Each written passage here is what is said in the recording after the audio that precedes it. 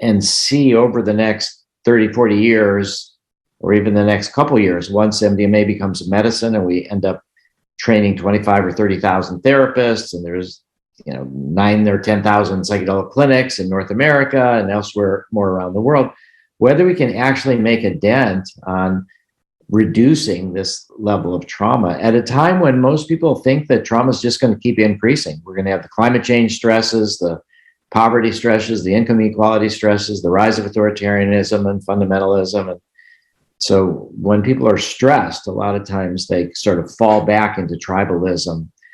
So we would like to really focus a lot on this idea of a world trauma index.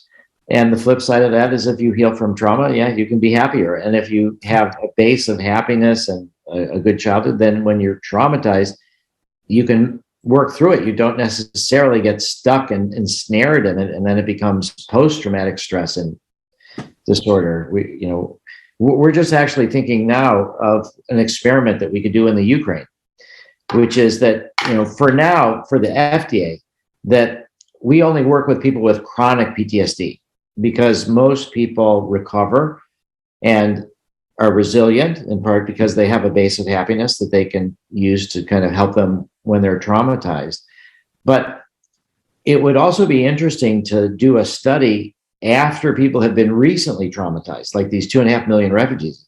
And if we could do a large study with like several hundred of them and give them all like one MDMA session, because PTSD requires 6 months chronic before it's called PTSD.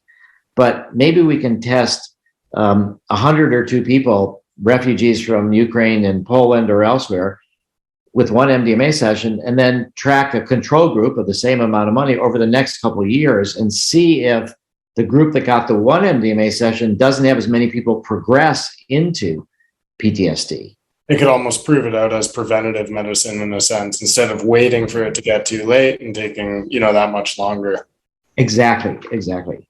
Yeah. Now the FDA won't accept that because they want us right now, at least, to work on chronic. And if we had all the resources that the for-profits have, we could do that. But I do think that a study like that for preventative medicine would be really good.